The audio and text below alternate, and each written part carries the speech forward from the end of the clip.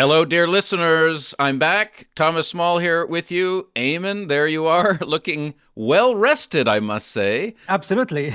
After what has been a few pretty harrying days there for all residents in the UAE. This war is not stopping.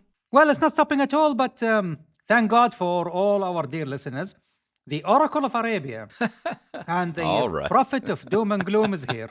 Well, you say doom and gloom, but, everyone woke up today to find out that the war did stop for a certain somebody. I'm talking about Ali Larijani, who Israel has confirmed was assassinated last night. Oh, yeah, my bro, Larry. He's dead now. Good. Dear Aimen. Oh, dear. Bro, Larry, see you in hell, bro. Wait, no. We mustn't take delight in the death of a fellow human being, Aimen. Indeed, except he took delight in the death of many of his fellow Iranians and delighted in the deaths of so many Syrians, Yemenis, Iraqis. You know what, basically, I would be just a little bit delighted. I know, basically, we are supposed to be humane, but sometimes it is humane, to delight on the death of those who were so inhumane. Well, Ali Larijani, R.I.P. He's been removed from the battlefield. The real question that has swirled around people's minds, especially following our great episode from last week about Mujtaba Khamenei and all the eschatological ideas that swirl around him, a lot of people are wondering, where the hell is this new supreme leader? Is he dead? Is he alive? Is he in a coma? Is he compos mentis? Is he really in charge? Is he a puppet?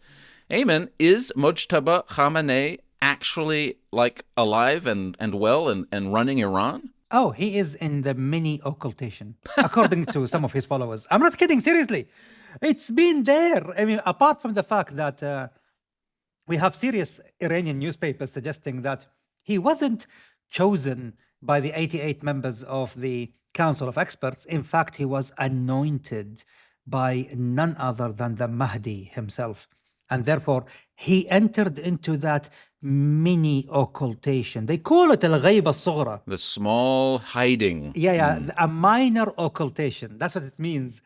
And it's like, oh my God, it means maybe he is dead or compos mentis, or it doesn't matter. It means he is properly hiding, and they are trying to shield him, from being taken out, because they need his legend as the Khorasani. They need his legend as the eschatological figure, the messianic, savior, to remain, to keep rallying the troops to a rather lost, hopeless cause. I mean, man, I don't know how highly enriched, the narcotics in Iran right now, but it seems like, it's being consumed en masse these days. Among the leadership, of course. Well, Aimen, in this episode of Conflicted, we will not be talking about Mujtaba Khamenei, nor talking about eschatological themes at all. We're going to shift our focus to geography a bit and focus on the Strait of Hormuz, its history, the long history of geostrategic rivalry over the strait, and Kharg Island, also very geostrategically important, which recently, a lot of strategic minds have been thinking hard about. And I'm so delighted, Thomas, that I will be joining you on this geographical journey, as long as you get, basically all of your facts about the Straits of Hormuz straight. Oh, God, terrible. Couldn't resist. Aimen, let's get right into it.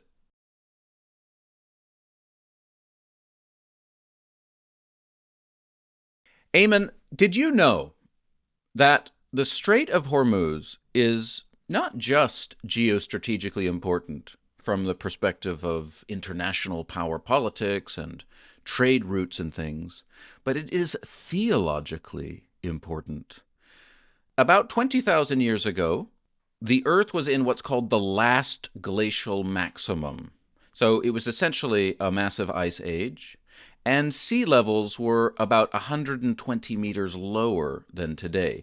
At that time, what is now the Persian Gulf was a big marshy alluvial basin crossed by four major rivers: the Tigris, the Euphrates, the Karun, which is in Iran, and Wadi Batin, which is an extinct river, which is in what is now Saudi Arabia. These four rivers flowed down into the Indian Ocean, drained through what is now the Strait of Hormuz into the Gulf of Oman. Now, as the Ice Age ended, sea levels began to rise, and between 14,000 and 8,000 years ago, so over that quite long 6,000-year period, the Indian Ocean progressively pushed back through the Strait of Hormuz and essentially flooded this basin, turning what was probably a rich and verdant and well-habited lowland into the modern Gulf. Now, what's interesting about this, and, we like to talk about the deep past, and we like to talk about a bit of theology on Conflicted. What's interesting about this is some scholars suggest that maybe, just maybe, this experience of the slow flooding of this massive, verdant alluvial valley might be what is, culturally remembered in the story of Noah's flood, which, does seem to have emerged first in Mesopotamia and then became more widely known. Isn't that interesting? So the point being that, concern over this part of the world, the Strait of Hormuz, and possible, geographical or sort of global catastrophe about it is as old as mankind. In fact, Thomas, the civilization of Sumer, which existed 7,000 years ago, they put together this myth about, Utnapishtim, the man who warned his people about a impending flood, and he built an ark. So it's very close story, to the biblical and the Quranic storytelling. And the fact that Sumer was just a civilization on the convergence, of the Euphrates, the Tigris, and the Karun, rivers, into what is now known as Ahwar, not Ahwaz, Ahwar, which is the marshes, and so, so in my opinion, I think maybe that informed the flooding of the Gulf. So I can't believe the fact that the Gulf might be geographically the youngest large body of water, salt water in the world. Yes, no, that's interesting. We think of it as having great antiquity, but possibly it is, in fact, just a child, which may be why people on either side of it have been fighting over it like toddlers forever. Exactly. And that's the main theme of today's episode, in a way, this constant geostrategic rivalry over the Strait of Hormuz and access to the Gulf. I mean, right now we're all, we're focused on the war, and we're focused on all the possible catastrophic downstream consequences of this war. But I think it does help to just take a breath and be reminded that everything we're seeing play out right now has played out many times before. Absolutely. Because of the importance of access to Mesopotamia through the Strait of Hormuz. And that's why, Thomas, we need to always stress to our dear listeners that the obvious, the bleeding obvious, that geography is destiny, as Ian Morris, basically argued in his wonderful book, Geography is Destiny. I mean, it's like you couldn't have it, put better than this. And I recommend that book highly, because it talks about how geography shape, of course, without any, hesitation, that's obvious, but, it shapes the destiny of the nations. It's just geography, but it is not just geography, as Thomas will explain right now. Let's start with history, and we're going to go back to the Middle Ages first. So Hormuz was originally a city on the mainland, on the Persian side, the Iranian side of the Gulf Coast, at the mouth of the Minab River. So Minab has been in the news because there's a town of that name now, a bit up that river, where on the very first day of this war, a missile struck a school inside an IRGC compound, killing lots of schoolgirls. Tremendous controversy over that. We don't need to go into that here. So people know this word Minab. Well, that's the name of a river. That river's source is in Kerman, in the Iranian plateau, and it flows southward, cutting a valley into what is otherwise the very forbidding Lower Zagros Mountains. So this valley, for a long, long, long time, has been crucial in communications, trade, transport between the vital inner Iranian plateau and the coast. So it's this one really navigable stretch of the Lower Zagros. So the Minab River, very important, and at the mouth of the river was a city called Hormuz, a port city that flowed, into the Indian Ocean through the Gulf of Oman. Now, in the 11th century, a Persianate dynasty that basically controlled the Abbasid Caliph, it's sort of taken over the Abbasid Caliphate, the dynasty of the Buyids. Although in Arabic just for the benefit of the Arabic listeners, the Buyids are actually the Buwayhis, just for the benefit of our Arab listeners to know who we're talking about. So this Persianate dynasty, the Buwayhis, the Buyids, in the 11th century, it cracked up, as was often happening. This is part of this story. Iran is both extremely important and always very volatile, going quickly from extreme power to sudden chaos, extreme power to sudden chaos. And the periods of chaos have real big effects for all of the neighboring areas, just like what we're seeing now, dear listeners. Absolutely, absolutely. I don't know if you've noticed, but Iran is entering a period of extreme chaos. So when in the 11th century the Buyid dynasty cracked up, a vacuum of power opened up in the Persian Gulf because they could no longer project their power there, and an Omani called Mohammed Diramku, I don't know how to pronounce it, you probably know, Aimen, Mohammed Diramku? Yeah, Mohammed Diramku, Mohammed Diramku. Mohammed Diramku, from Oman, he crossed the strait and established himself as the ruler, the king, in fact, of Hormuz. Now, nominally, his dynasty was a vassal of Iranian rulers across the mountain. But this dynasty, in the middle of the 13th century, cut ties with its overlords in the interior and really became an independent kingdom, the Kingdom of Hormuz, which straddled both sides of the Gulf. Exactly, and it was an Arab kingdom from Oman. They trace their origins to Al-Azd, so they are Azdis, basically of Yemen. So talk about the connections between Yemen and Persia extend very long, time ago. Let's talk about demographics right up front and center here. Arab communities have lived on both sides of the Gulf for as long as there are any historical accounts. So Arabs are certainly not recent arrivals on the northern Persian Gulf coast, and Arabs and Iranians always coexisted on both sides of the coast. In fact, that's the point. The coast was like the Persian Gulf, the Arabian Gulf is like a lake, and people lived all around the lake, and more brought them together. They were more similar to each other on both sides, Arabs and Persians and Lari and Baloch and Africans, lots of people lived there, and they had one culture. Yes, absolutely. To the point where if you, for example, go to Bahrain, for example, 2,750 years ago, there were, the Kingdom of Delman, which was a Persianate Arab or Arabized Persians. You never know, basically. But, it's just fascinating. And it is, basically on the other side of the Gulf from Iran. This is why, we have to establish the fact that the demographics, the music, the culture, the songs, the food, the spices, all of this, is extremely, close, absolutely close between all the sides, basically of the Gulf, the shore, yeah. And it is a mixture of Arabian and Iranic peoples and languages and influences. It's a mixture, and it has been forever. Now, because geography is destiny, in general, the vast majority of the time, the whole Arabian-Persian Gulf ring was dominated by a power in the Iranian plateau. We have to be honest about this. The Zagros Mountains are like a sheer rock wall that grant whoever controls them, and that person will invariably be based on the plateau beyond them. Yes. It grants them this high ground that gives them a much stronger ability to dominate the land below.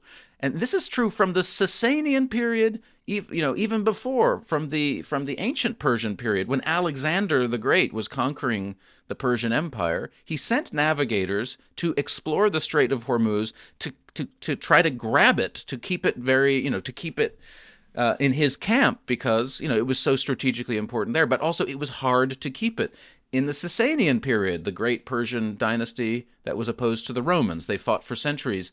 It was able to wrest control of both coasts from the mercantile ports along the coasts, which were all in control at the time of Arabian dynasties. It controlled them, though, for hundreds of years. So in general, Iranian power has always dominated the Gulf. Exactly. And actually, if you look at during the Sasanian period, which of course came roughly about 200 years after Christ, all the way until the fall, at the hands of the advancing Arab Muslim armies, but prior to that, most of these, ports in Jubail, ancient Jubail, basically, in Saudi Arabia, which many Saudis don't know, it was a Christian stronghold. Oh, yes. Well, there are monasteries all around the Persian Gulf. We'll talk about that a bit later. Exactly. And then there were Christian monasteries also in Bahrain, but also in the most important one, we will talk about it also a lot, is the Kingdom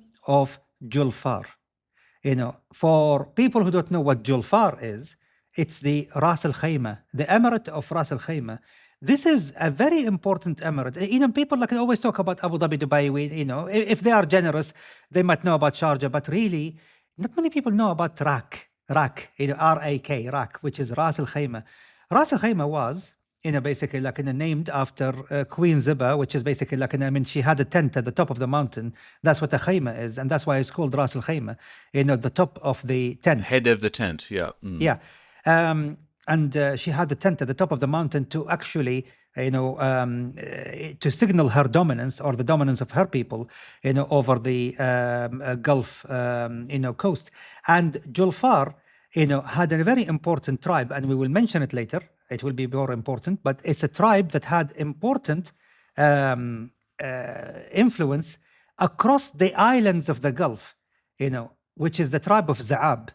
So there is a wadi in Ras Al Khaimah, it's called Za'ab, and as Za'abis, who straddle both Ras Al Khaimah and Abu Dhabi, had a great influence there. We will talk about them as we advance in the episode.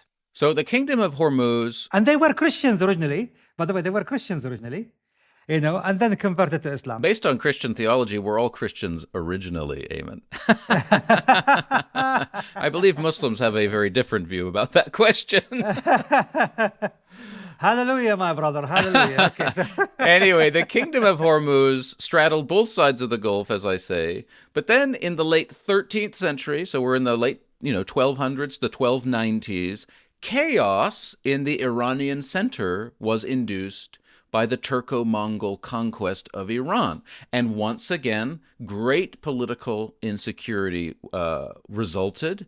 And the ruling dynasty, that dynasty of the Kingdom of Hormuz, had to decamp from that old town of Hormuz to the island of Jarun, which was renamed Hormuz. So right now, if you look on a map, there is an island just by the strait called Hormuz. That island was named after the older city. So the kingdom moved to the island to protect itself in the chaos, and eventually paid tribute to the new Mongol Ilkhanate dynasty on the mainland, but again was very autonomous, and the wealth and splendor of the island Kingdom of Hormuz became legendary. Come on, of course, the island that straddled the waterway, the narrow waterway, which saw the flow of spice.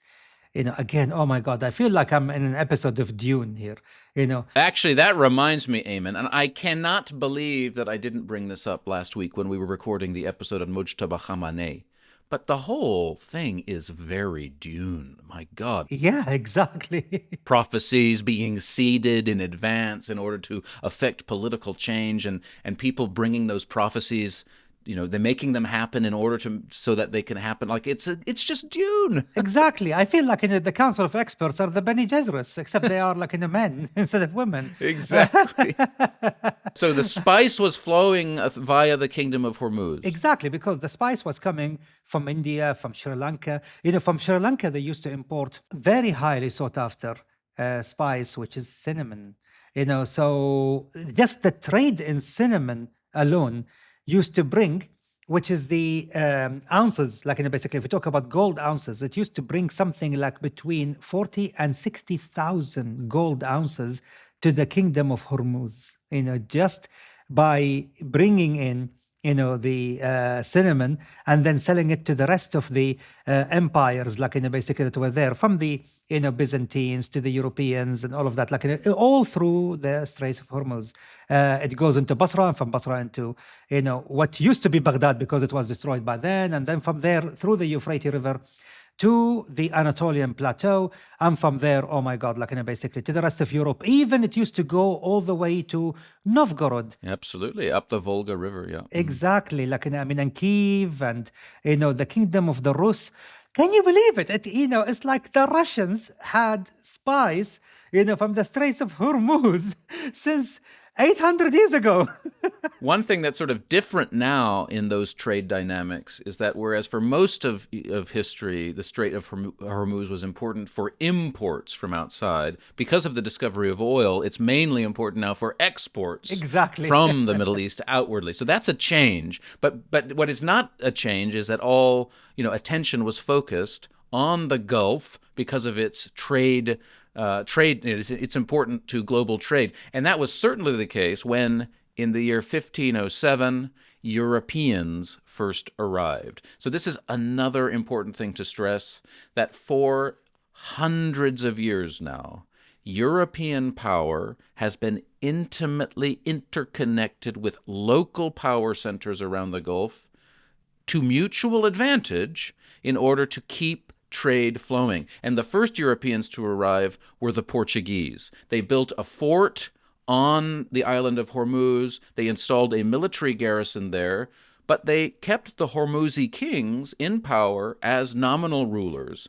The kingdom became a Portuguese protectorate, and for over 100 years, this relationship suited the Hormuzi kings because their ability to project power in the Gulf actually increased by being backed by the Portuguese. And I think, Aimen, to this day, it's important to realize that local power players in the Gulf to this day are allied with Western powers because it is mutually advantageous. They're not just like puppets or bootlickers of the West. It's because it is good policy. Exactly, because at the end of the day, like if you remember, go to any country in the Gulf, with the exception of Saudi Arabia and Kuwait, but really, Bahrain and UAE and Oman and many islands that are now under the control of of Iran, you will find the remnants either intact or basically like ruined Portuguese castles and forts.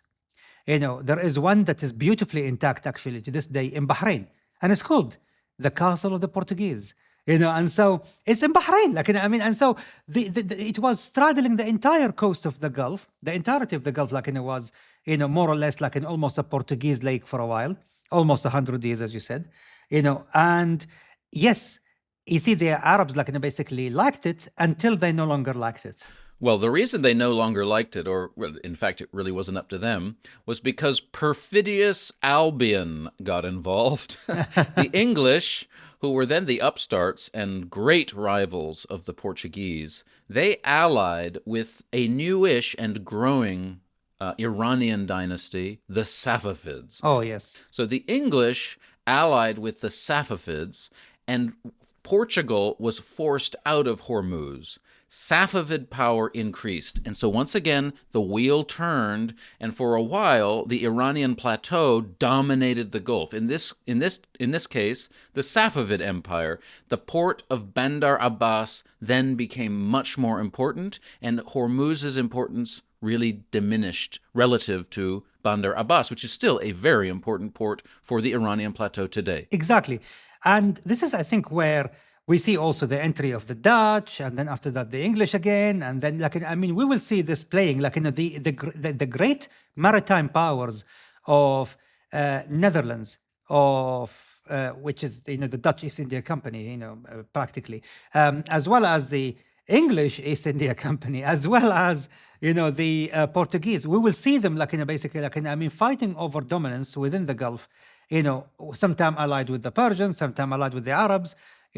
We see it. And at the same time, that cycle of chaos and strength on the Iranian plateau continued. So in 1722, the Safavid state suddenly collapsed after a devastating invasion of that empire by Afghan Pashtuns. And in the wake of the collapse of Safavid power, the Gulf coasts were once again embroiled in chaos. And in this context, an episode occurred that you very much like, Aimen. It's really something out of Game of Thrones. It's the real Red Wedding. The jagged peninsula, now part of Oman, that projects into the Strait of Hormuz, is called Musandam. That had been a part of the Kingdom of Hormuz, and in general, for a long time, Oman, including Muscat, was tied into the Safavid imperial zone. So when the Safavids collapsed, this caused a civil war to break out in Oman, and one half of that civil war invited Persians to intervene. At which point, a man called Ahmed bin Said, then a provincial governor of the Omani town of Sohar, rose in prominence. So Ahmed bin Said took advantage of the fall of the Safavid Empire when Nader Shah invaded the Safavid Empire from Afghanistan in 1737. And this is when the Omanis started to, the Omani Arabs, they started to push against Persian rule. And they pushed them all the way to Sohar. Sohar was in the news recently because the IRGC, sent drones against it, against the port there. But it is a very important port city, just on the northern edge of the Gulf of Oman, which basically is straddling the other side of the Hormuz Strait from the Arabian-Persian Gulf. So this is where you see Ahmed bin Said pushed and pushed and pushed, and basically pushed Taqi Khan. Taqi Khan was the last Persian, governor, of Oman. He pushed him all the way into the fort of Sohar, and after 9 months of siege, finally in 1744, Taqi Khan, decided to surrender. So, but the surrender, basically was done in a way in which, there are 7,000, Persian garrison. They wanted to make sure, the Omanis wanted to make sure that they will never, if they allow them safe passage to Persia, they might come back and, fight again another day. So Ahmed bin Said, in a castle called Barka, he invited them, for this beautiful, feast. So it is called the Feast of Barka. That's the episode, the Feast of Barka, which would later be known as the Red Feast of Barka, because that's a real red wedding, basically, forget what happened, in that season 3 of Game of Thrones. This is the real red wedding here. During the feast, and this was all planned in advance, a pre-arranged signal was given, and out jumped some Omani fighters. Exactly. And then the slaughter began. Thousands of Persian commanders and soldiers were massacred. Their bodies were thrown to the sea. And it was the end of really the last effective, Persian military rule in that part of the Arabian Peninsula. So this is the origin story of the Al Busaid dynasty, which has ruled Oman ever since 1744. This man, Ahmed bin Said, was elected imam after he so successfully resisted the Persians, slaughtering everyone. And in some accounts of this red wedding of Barka, Aimen, the whole population rose up and took revenge against the Persian garrison for years of occupation. So all the people in the area participated in the slaughter of their Persian overlords. And I think, it's another reminder that Iranian power, always seeking to project itself from those mountains across the Gulf and into Arabia, has always been resented by the Arabs against whom that power was projected, who, fight back. This is as old as time, and we're seeing it now, but it's not new. Exactly. And this is why when people keep asking, like, oh, you know, what are we going to do? Like, I mean, come on, guys. Like, basically, we've been living this for 2,500 years. I mean, this is history repeating itself again and again and again and again. Just calm down. Once we have, basically, like, I mean, a good, decent government in the plateau in Iran, it will reflect, like, basically on a decent relationship across the Gulf. But if we have an antagonistic, aggressive government in Tehran and the plateau there, unfortunately, we are not going to get like much love from across the mountains. We're going to get lots of ballistic missiles and drones. In the past, it used to be ships and spears and arrows and everything. Nothing changed except the technology. Nothing changes. Well, when the Safavid Empire was weakened by that invasion from Afghanistan and the Persian Gulf area was thrown into chaos, Bandar Abbas was part of that chaos, and the Dutch East India Company, which had an outpost in Bandar Abbas, were kicked out. So they had to leave Bandar Abbas. And what they did is they sailed up the Gulf to an island, which they captured and fortified. And this island is called Kharg Island. Very important because it's now in the news. Kharg Island, which is about a third the size of Manhattan Island, so, not huge, but not tiny, is a very important and a very ancient, place. It has a source of fresh water on the island itself, which makes it somewhat unique, meaning that there was always some crop cultivation there. It has a beautiful, beautiful archaeological site of a late 6th century Christian monastery. I mean, the photos of it really make my imagination sing. You can see it's so clear. There's a basilica. You see the columns, and you can imagine exactly what it was like. Because, until the 14th century, and people forget this, until the 14th century, there were thriving Christian populations all around the Gulf. Exactly. However, do you remember we talked about a Zaabi, tribe, and talked about from Ras Al Khaimah? They inhabited many islands in the Gulf, including, Abu Musa, the one of the 3 islands disputed between the UAE and Iran, which controlled by Iran right now. And then, not only basically they settled Abu Musa, they sailed up north. And before even the Dutch showed up, when the Dutch showed up, they found there are Arab, basically tribe there from Bani Zaab, who came all the way from Ras Al Khaimah, in the UAE, which now today is a UAE.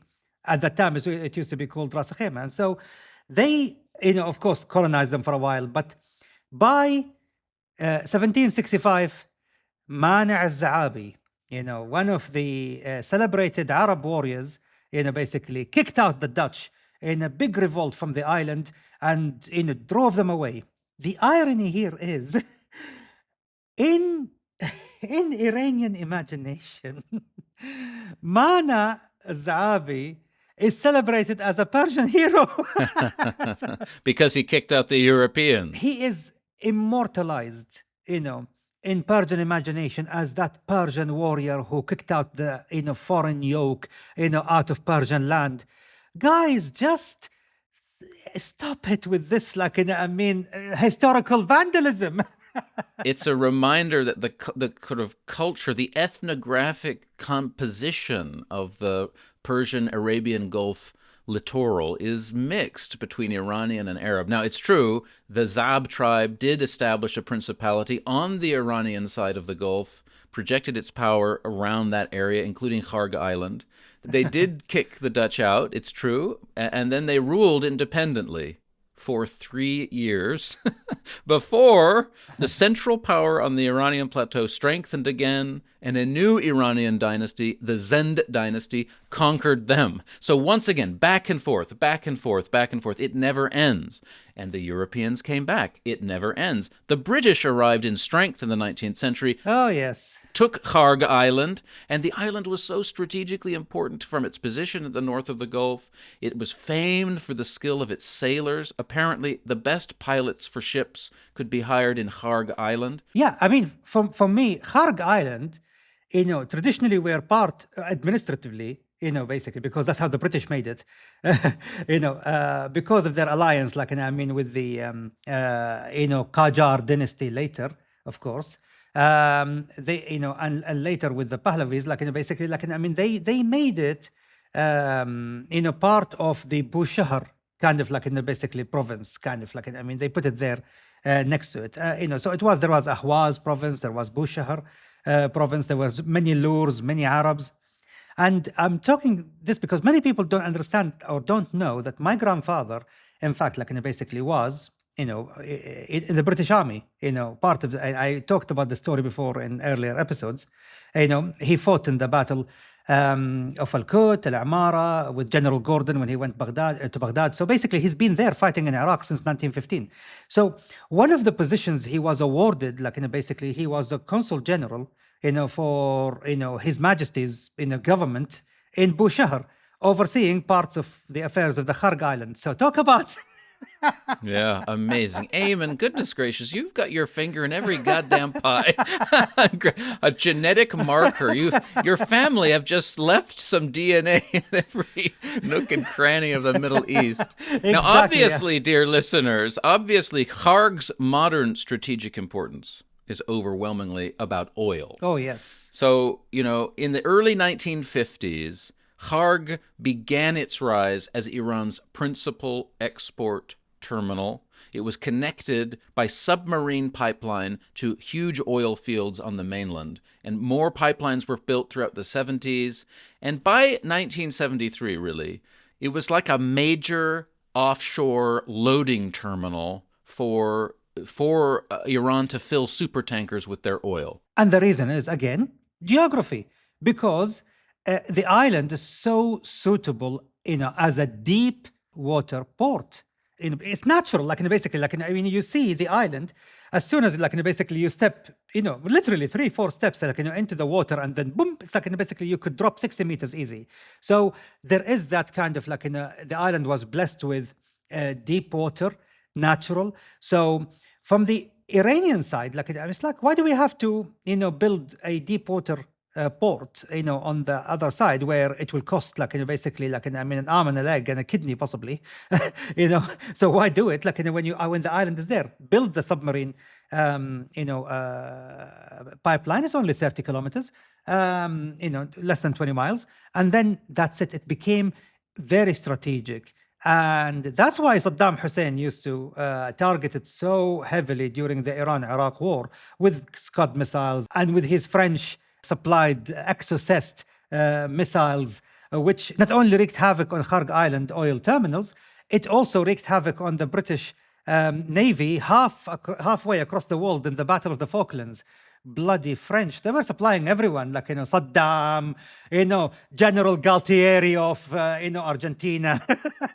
Well, as President Trump said yesterday in a press conference, he rated President Macron's performance in the current war as 8 out of 10. Pretty good, he said, but, they are the French, which I thought was pretty remarkable thing to say. So anyway, dear listeners, that's the history of this area. Kharg Island, Hormuz, the Strait of Hormuz, just to lay out its geostrategic importance, obviously, but also the fact that it has been fought over. These places have been fought over for centuries, for millennia, with all the same players. A power in the Iranian plateau, local Arab powers around the coast, and European powers seeking a piece of the trade pie that the Persian Gulf has always been for the world. So we're going to take a quick break, and when we get back, Aimen is going to tell us about how all of this relates to the present and how questions over America's ability to open the Strait of Hormuz and America's possible ability to capture Kharg Island will play very shortly in this ever-evolving war. We'll be right back.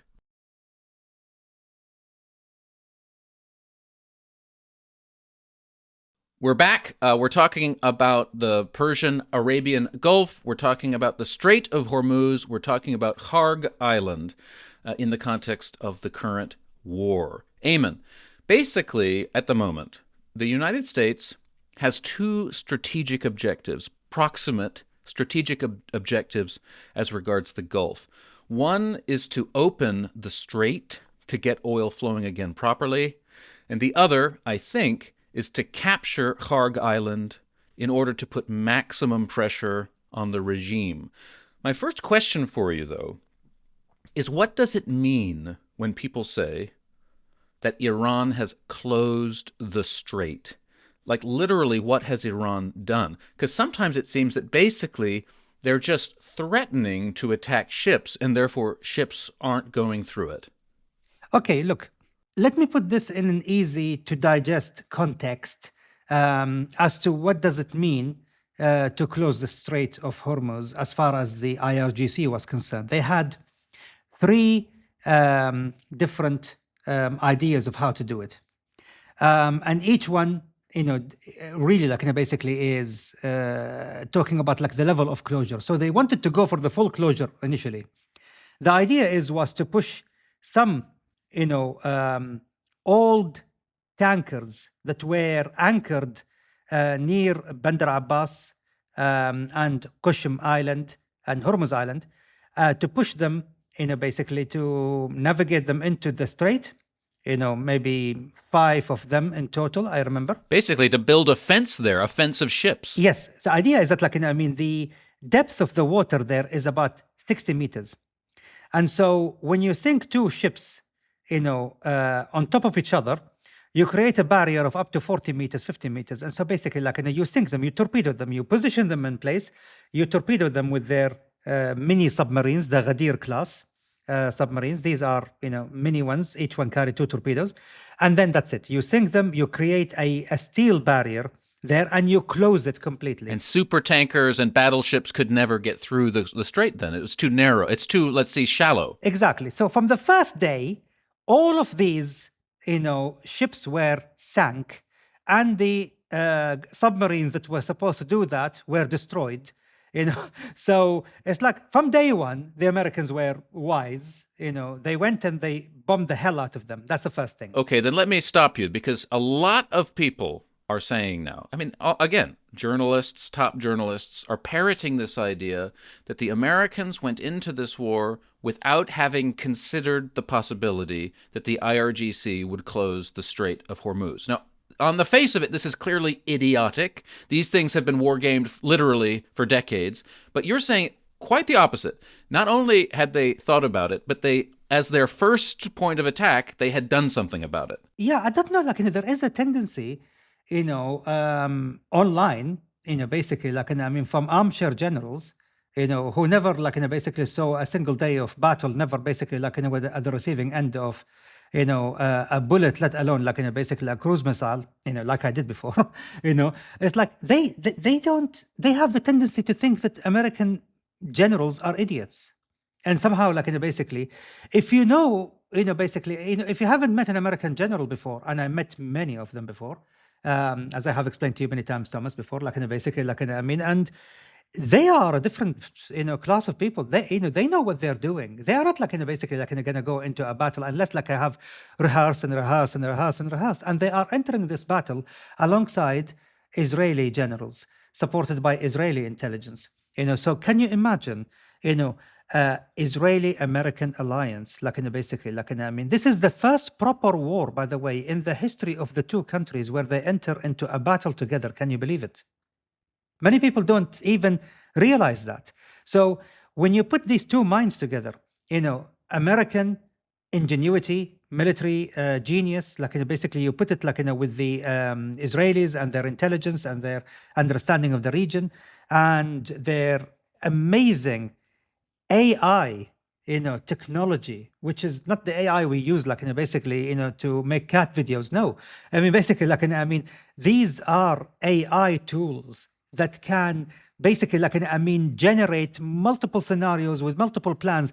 Actually, Thomas, I sent you, our own reports from within our own company, gaming, 6 weeks before the conflict.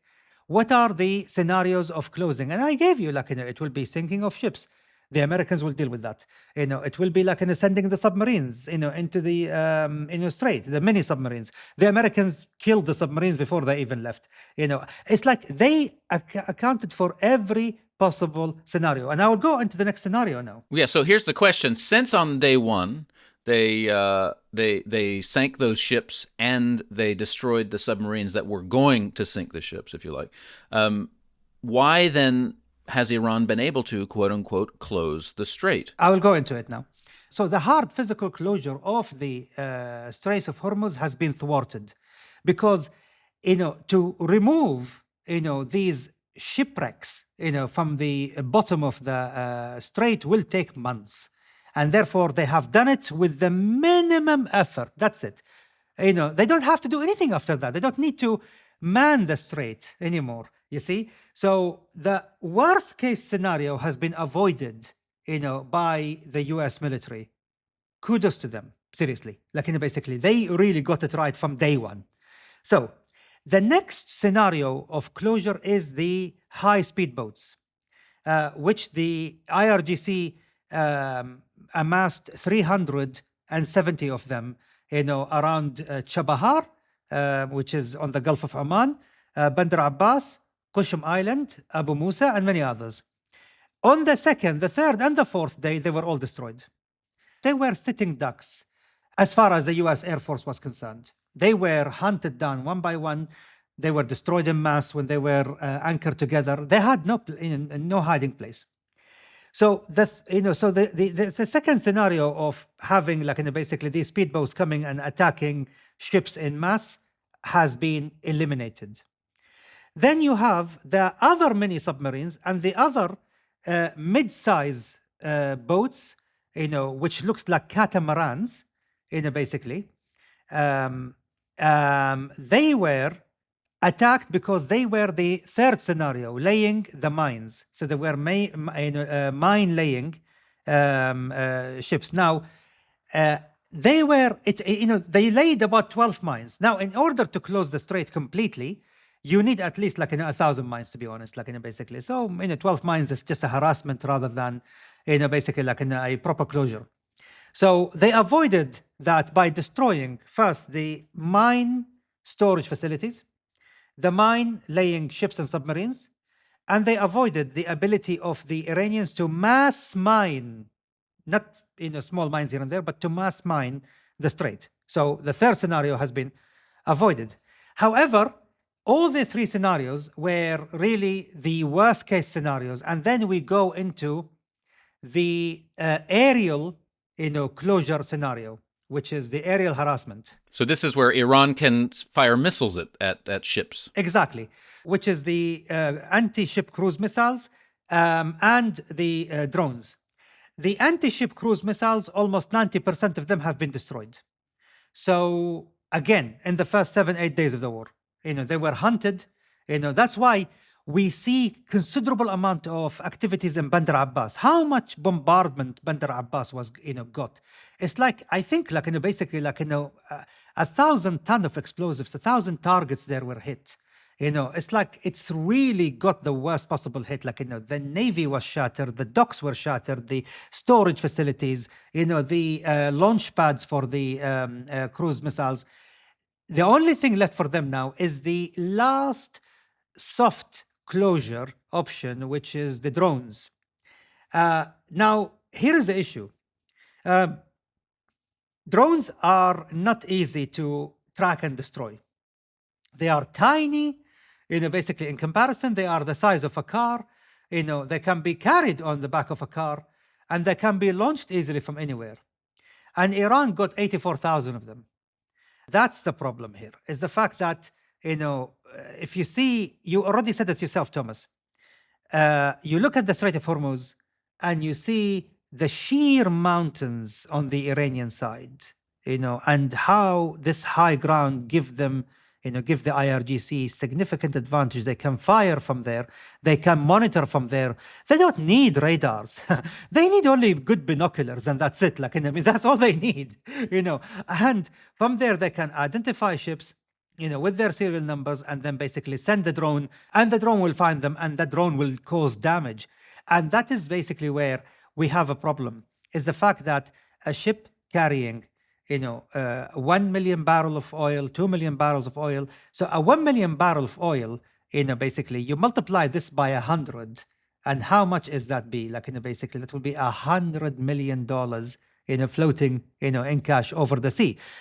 How much insurance you have to pay for it, is what determines. The problem is not the drones themselves, they are a big headache, but also the fact that no insurance company in the world will ever insure you for the 40-kilometer passage that you will do from the entry to the exit of the strait. Okay, so I think you have demonstrated that the idea that the Americans went into this war without a plan about Hormuz is just poppycock. Obviously, they had a plan, they executed that plan to the T, to the letter, and they significantly degraded Iran's ability to close the strait. Yeah.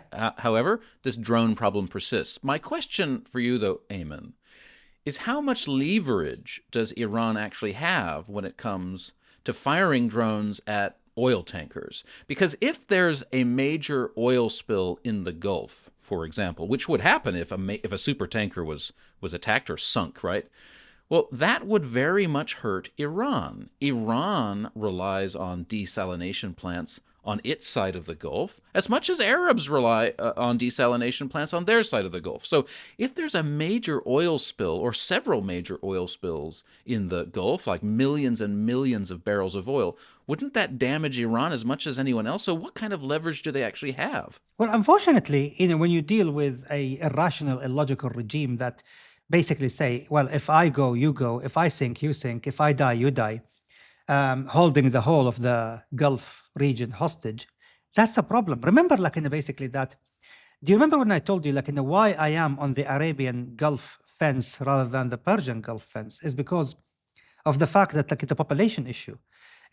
For Iran, they don't give a damn about, basically, the population in the Gulf. How many people they have? Bandar Abbas, Bandar Imam Khomeini, and Bushehr. That's it. These are the only three cities. And the biggest of them was, 300,000 at best? Bandar Abbas? That's it. For them, the Gulf is just really, basically a passage, a place, basically, to load ships into or whatever, basically, it's a port. But look at how many mega cities are actually on the Gulf. Look at Kuwait City, 4 million people. Look at, Dammam, and Dhahran Khubar, my hometown, basically, you're talking about 2 million people. Look at Bahrain, you have, 1.5 million people. Look at Doha, 500,000 people. Look at Abu Dhabi, 3 million people. Look at Dubai, 4 million people. And then the metropolis of Sharjah and Ajman, 2 million people. It's like millions upon millions, basically living there, and they are all Arabs. Basically on the other side, hardly a million, basically live on the Persian side of the Gulf. And so for me, I see that the Gulf is, Arabs are far more invested in the Gulf than the Persians, invested in the Persian Gulf. If you see what I mean, here, that's why I fall on that side. But, this is why for them, when it comes to leverage, they feel that it's the Arabs who will hurt far worse than us. Therefore, keep attacking. And they don't care, if there is a major oil spillage. Okay, so before we talk about what America is going to do to neutralize this drone threat in order to force the strait properly open, let's talk about the ways in which structures have been put in place to bypass the strait. I saw that as far back as 2008, the Times of London reported that Dubai was studying plans to build a $200 billion mega canal that would allow oil tankers to bypass the Strait of Hormuz. Now, there is no such canal, but it shows that for a long time now, the Arab side of the Gulf has been thinking very hard about how to neutralize the threat of Iranian closure. Now, what there is the port of Fujairah, just outside the Strait of Hormuz on the Gulf of Oman. So this is a UAE facility, a critical exit point for about 1 million barrels per day. Now, I think it is currently closed because of an Iranian attack. But there is also Petroline, and this is really a marvel of engineering. Indeed, the Petrol Line, also known in Saudi Arabia as the East-West Line, was built by His late Majesty King Fahd, one of the wisest kings to ever rule Saudi Arabia. He recognized, during the the oil terminal and oil tanker war between Saddam and the Islamic Republic, that this could, hurt Saudi Arabia, and the ability of Iran to close the Strait of Hormuz is no longer theoretical; it's actually like a potential probability. So he ordered the building of a pipeline that can carry 7 million barrels per day, from Saudi Aramco in the east all the way to the west of the country in the city of Yanbu' and in the city of Rabigh. So we have two oil terminals there in Rabigh and Yanbu' that could basically, potentially, supply 7 million barrels of oil a day, which is, roughly today around what Saudi Arabia exports. Saudi Arabia produce about 11 million a day, 10.5 million. 3 million go to local consumption, 7.5 go for export. So it's just barely enough, for export at current level. So that I think many people within the royal family of Saudi Arabia now must be kissing the picture of His late Majesty King Fahd, saying, may Allah rest your soul in peace, Abu Faisal, as they call him, Abu Faisal. Just to give the listener a proper understanding of what that means, I mean, this pipeline, which stretches from the Saudi, Gulf Coast all the way to the Red Sea, it's 1,200 kilometers long. That's 750 miles. It's a serious piece of engineering there, across really formidable deserts, through the mountains. It was a real investment in security from Iranian attack. Exactly. So when many people telling me online, you Arabs, basically you Gulf Arabs, you are just low IQ people. You are basically you never understand the Iranians. The Iranians are smarter than you. And I'm like, guys, just stop it with this idiocy. The fact of the matter is that we have invested billions upon billions of dollars to build alternatives, to save us not from your smartness but from your idiocy, and and to be able basically to call upon this investment right now, to profit actually, 7 million barrels a day, to be able to export them right now. That is actually 7 million barrels. That is $700 million a day. Just think about it. And you can see the satellite maps of the tankers of the world redirecting themselves from the Gulf to the Red Sea. Exactly. Now, this raises the very real threat of the Houthis, Aimen. The Houthis are in a very difficult position. They want to enter the war because that's their duty as far as they see. They feel the heavy weight of the eschatology, the Yamani, to close the triangle of the Yamani, Khorasani, and Sufyani, as we have talked about it before in the Mujtaba Khamenei's episode. But also they need to be real. If they hurt anything on the western seaboard of Saudi Arabia, the might of Saudi Arabia, and also the might of the Yemeni tribes who are not under the control of the Houthis, will descend upon them, like hell. Let's put it this way. The Saudis this time are not going to wage an air war only. It's going to be a pincer movement, both land, sea, and air war, basically against the Houthis. It's not going to be a joke like the last time. In the past, the Saudis basically were weary, because they were constrained by so many, Western countries. Which they would not be constrained by now. I mean, the Americans would aid the Saudis properly in fighting the Houthis if the Houthis attack shipping in the Gulf at this moment. Exactly. The Houthis are told in no uncertain terms that you will be signing your own death certificate should you enter the conflict, because this time the Saudis are gonna basically send their own land forces, to aid the land forces of the Yemeni government, which is now, by the way, completely now unified and standing behind the Saudi line, because the Saudis, through basically some chicanery, basically remove the Emiratis from the and their allies, basically from power there. We talked about it before. Well, and also that force, the National Shield Force, which the Saudis had been building up for a few years, was unleashed in December and January, and it achieved some pretty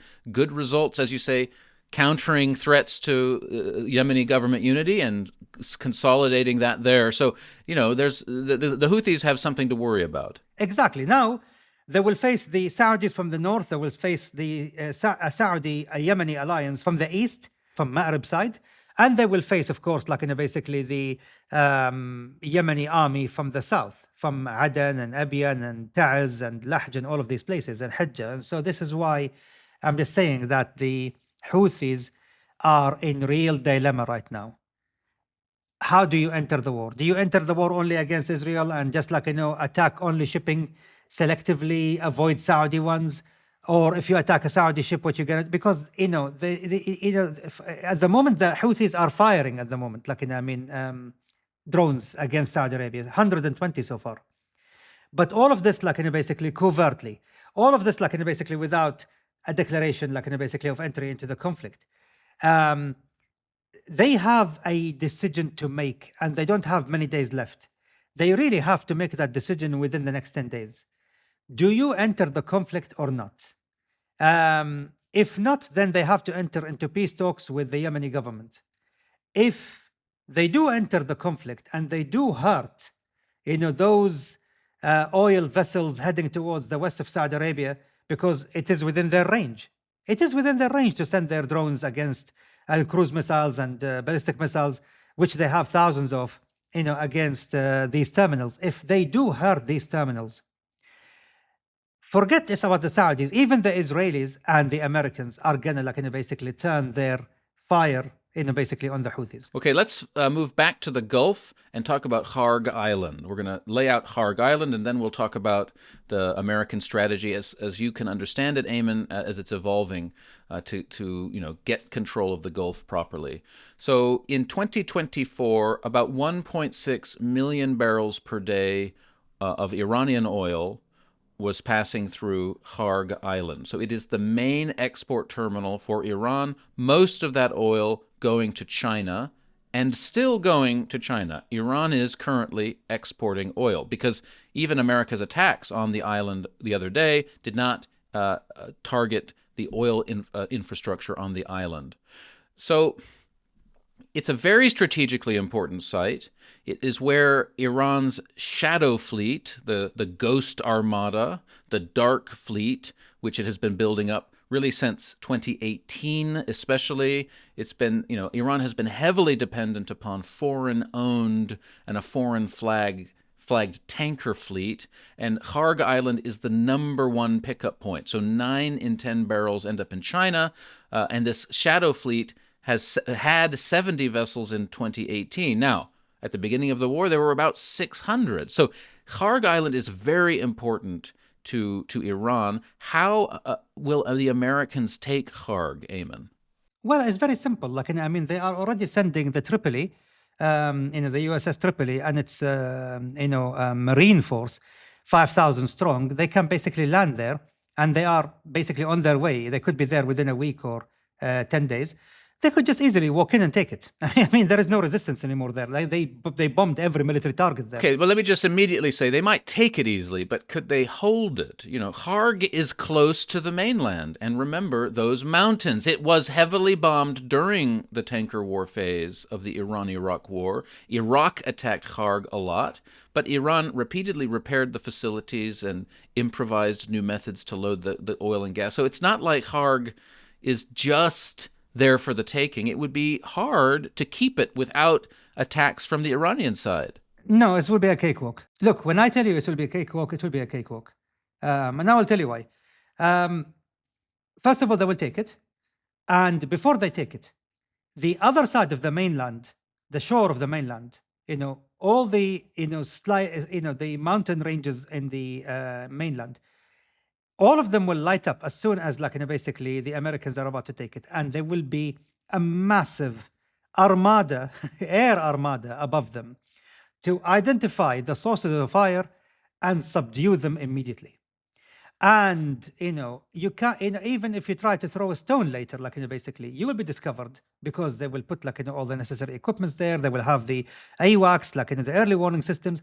And, they will take the island and they will make sure if an ant moves on the shore of the mainland on the other side of the island, it can be detected. So yes, there will be drones coming. They will try to fire a lot of missiles from here and there and everywhere. But the reality is, basically, how accurate their hit will be. They don't have satellites. They don't have surveillance drones to identify, targets. And so they will be firing blindly, basically at the island. And the US will have with them CRAMs. They will have the Aegis system because the Navy will move, and they will have the air defense Aegis system in place to intercept drones and to intercept ballistic missiles. So they will have significant amount of air defense cover as well as significant amount of air cover. And, the Iranians will be firing blind. And that's why, the idea is that they will take the island and they will keep it. And there is nothing Iran can do about it except firing blindly. And having taken Kharg Island, the Americans will use it to put maximum pressure on the regime, saying, do you want it back? Do you want your oil to be shipped to the world? Well, play ball. So I can sort of see that side of the argument, and I guess it's incorporated into a larger strategy involving Hormuz as well, getting the strait open again. I mean, Trump has called to his allies, to America's allies, many of whom he offended over the last 12 months, which may now be coming back to bite him in the butt. I don't know, but he's expecting the countries of the world to help America keep the strait open. He would like Japan, he would like European countries, he would like Australia, Canada to send battleships and other means of helping to patrol the strait. Most of them have said no. Let me tell you something, first of all, basically, all of these countries are missing the big picture here, and I will come to it now, but I will tell you something. President Trump and the US military, most likely, among the things they will be bringing into Kharg Island, they will be bringing a nice ceremonial tent with a nice ceremonial desk or a meeting table to prepare, basically, for this table to be the site for the signing of the surrender of Iran. So on this island, in that tent, whoever representing Iran at that time, a broken Islamic regime, will have to come and sign, basically the terms of the ceasefire, which will be, one, the opening of the Strait of Hormuz. Second, the handover of every single gram of the 460 kg of highly enriched uranium, to American custody. Three, the handover of every single centrifuge device that they have for the purpose of enrichment of uranium. All of this will be part of the terms, and it will all be signed in Kharg Island. You want Kharg Island back again, you come and sign your surrender there. Nothing else, basically will suffice. I know many people will be laughing at what I'm saying right now. Just wait for it. Just like I predicted everything else before, I'm telling you, this is exactly what at least the Americans, basically, are thinking right now. That's what they want, because they want a visible victory. This is the off-ramp that they need. They will take something dear to Iran, and they will only return it once there is, basically a visible victory, an opening of the strait. But the most important thing, the nuclear materials are handed over like trophies to the new Roman Empire. Simple as that. And it's Roman Emperor, Julius Trumpus. So apart from the theatrics here, why we see, many nations basically are weary about it. First of all, basically many people are saying, oh, shame on the French and the British, and the Germans, and the Koreans. And I will say, no, guys, don't judge these countries harshly. The UK and France are providing air cover for the GCC right now, and a significant air cover. There are 24 Rafale fighter jets, fighting right now, basically over the space of the UAE and Qatar, protecting both countries from incoming drones from Iran. So, kudos to Macron, at least on this, basically, front. Even Keir Starmer, who I can't stand at all, everyone knows what I think about him, but he sent 12 RAF fighter jets to Bahrain, and to Kuwait, in order to help these two countries also, withstand attacks from Iran. And also he sent four, additional RAF Eurofighters and four F-35, RAF jets to protect the skies over Jordan. So kudos to Starmer. As for Giorgia Meloni and Chancellor Merz of Germany, and to our deep, amazing friends, and deeply appreciated friends in South Korea, they sent, a lot of ammunitions for the purpose of intercepting, ballistic missiles and cruise missiles. The Koreans send a lot of their Cheonggung, interceptors. Giorgia Meloni sent considerable amount of ammunitions that are mounted on the Apache helicopters and the fighter jets that intercept the drones. She sent them to the Saudi Air Force, to the United Arab Emirates Air Force, to Kuwait Air Force. So thank you, Giorgia Meloni. And the same thing goes to the Germans. They did the same by sending considerable amount, of defensive measures, including the Sky Guard Orlikon system, which also protect against drones at terminal phase. So the problem comes, basically with the maritime issue.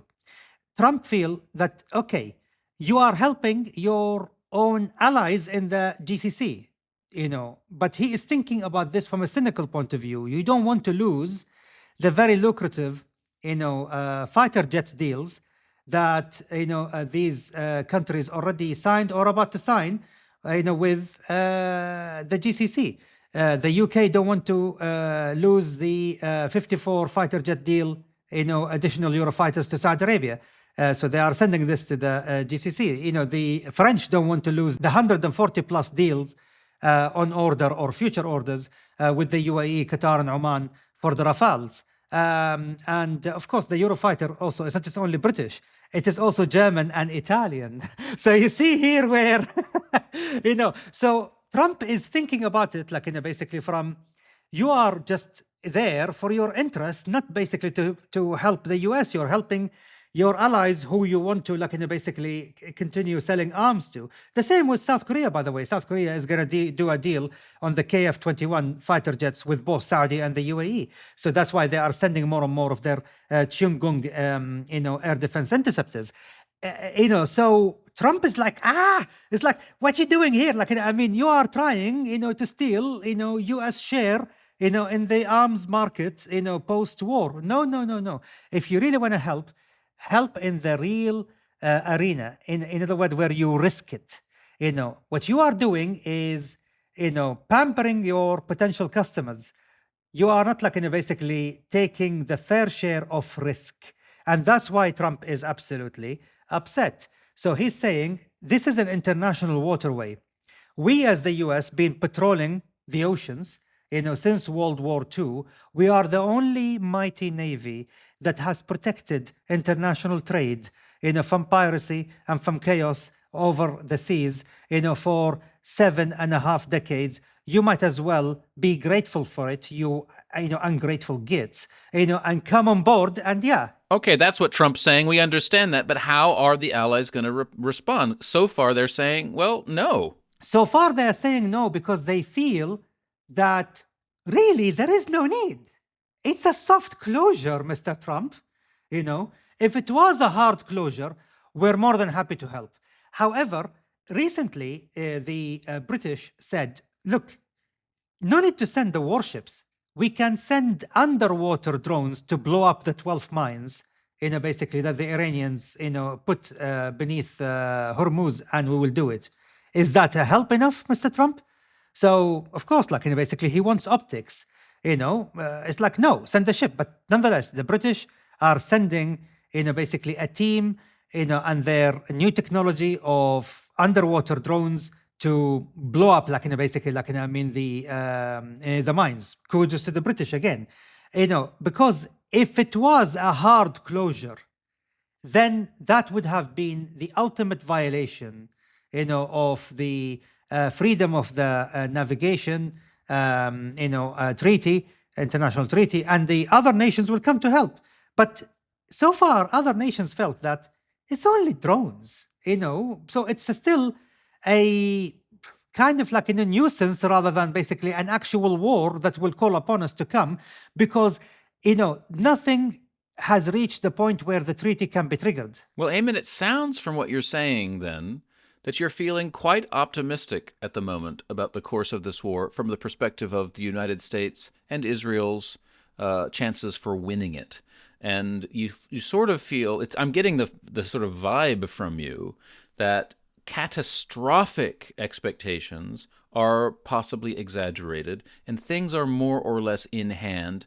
Getting control of Kharg Island will be a cakewalk, you said. It seems like getting, returning the Strait of Hormuz to open traffic is, going to happen as well. So how do you feel about the course of the war? And what about the big question that overhangs all of these considerations, the price of oil? The price of oil will stabilize once we have, the day that we see the headlines that Iran accepts the terms of ceasefire as presented by the Americans.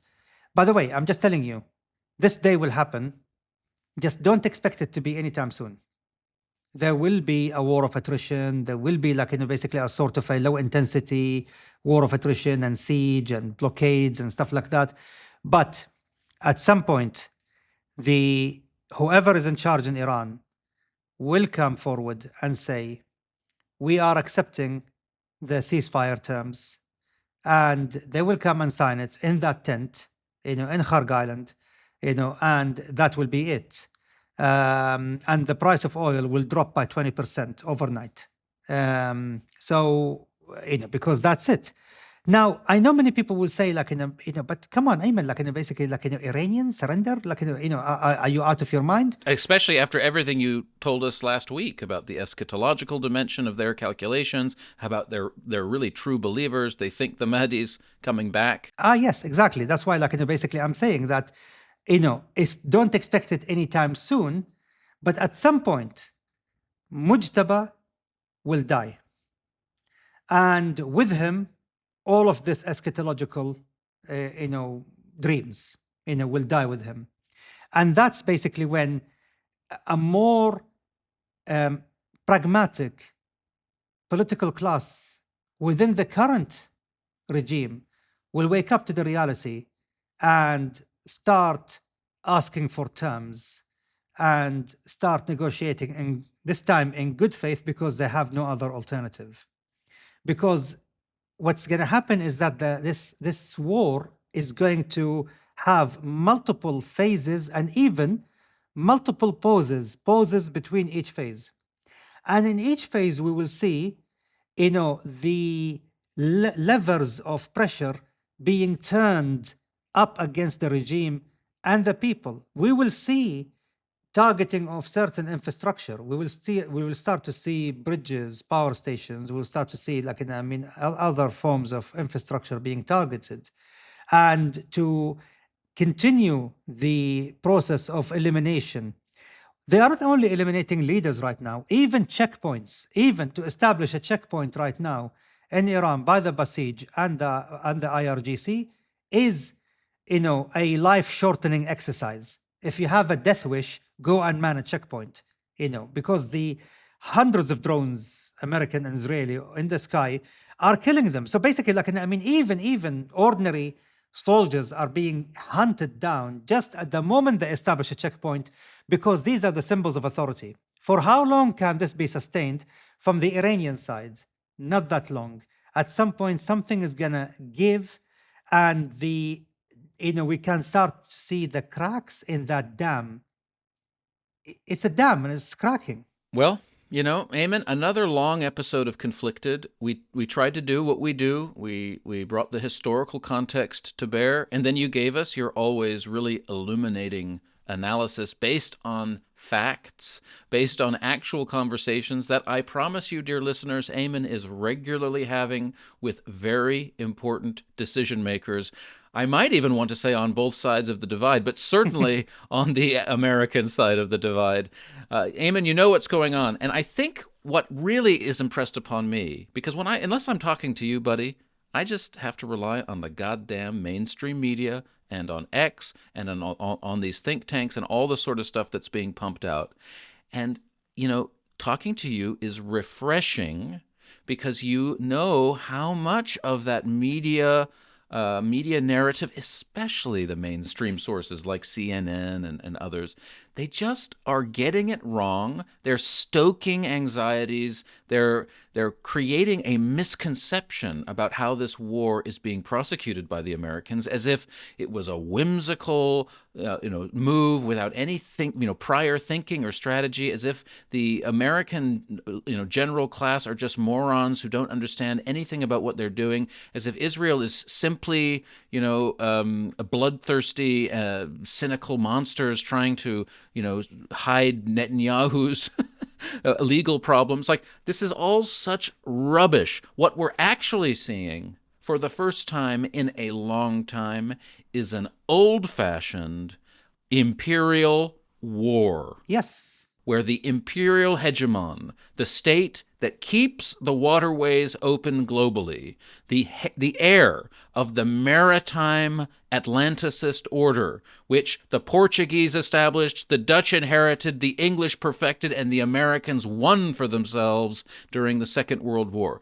That power is prosecuting a carefully designed imperial war to keep a competitor, a rival, a wrecker in check. That's what we're actually seeing, and we haven't seen anything like it for a long time. You illustrated it so elegantly and eloquently here, Thomas. You exactly hit it right on the head. It's absolutely right. And you see, the problem is in the run-up to the war, and even during the war, the mainstream media are fed a diet of leaks. It's like a leak from here, a leak from there, from factions, and most of them are designed for to sow confusion among the enemy ranks, as well as confusion among, basically the American public. And this is the problem with, having a diet of leaks. Vegetarian diets usually, basically leave you, completely leak. Sorry. Ridiculous. But, in all seriousness, basically, if all your information are coming from leaks, there is no other sources of basically protein and carb or anything. Basically, you're gonna have a poor judgment because it's a poor diet. And at the end of the day, here in the region, it's like the visibility here is so much better. Being here is like we can see the battle lines drawn. We started to hear the drums of war beating. Do you know when, Thomas? Just days, a mere days after October 7th. When people tell me that it's all about Epstein files, it's all about Bibi being out of prison, and I just couldn't help saying, "Oh, you poor, adorable, little naive souls, you little naive minds, you have no idea what you're talking about, because this war was decided on the 11th. This war was decided on the 11th of October 2023, just 4 days after October 7th. And it was decided somewhere in London. I'm not going to go and talk about basically who, how, where, and how it's actually the idea snowballed into DC and into other centers of, I would say, basically invisible power. But I'm telling you, it doesn't matter if it was Bibi Netanyahu or Yair Lapid or Naftali Bennett, who was the Prime Minister of Israel. It doesn't matter if it was Kamala Harris, who won the elections, back in 2024. At the end of the day, this war was going to happen by hook or crook. The script is the same. The cast would have been different and the theatrics would have been different, but the war would have happened regardless. I think we can help people understand this by, reminding people that there is an imperial world order that is now very venerable. You might hate it, but you can't deny that it exists, and it has existed for a long time. We mentioned in this podcast episode when that world order was beginning to be created, when The Portuguese arrived in the Persian Gulf in 1507. 1507, Aimen, over 500 years ago. It's a very, very venerable imperial world order. It still exists. And again, you might hate it, but it is the backbone of everything. It is the reason why we have the prosperity that we have. And everyone knows this except a small number of radical anti-imperialists, so-called, for whom the Islamic Republic of Iran, despite whatever, negative sides it has, was essentially a positive thing because it stood athwart that imperial order as the chief torchbearer of the resistance. And everyone must understand that, fine, if you want to play that game, if you want to stand athwart the imperial world order that has existed for over 500 years, go for it.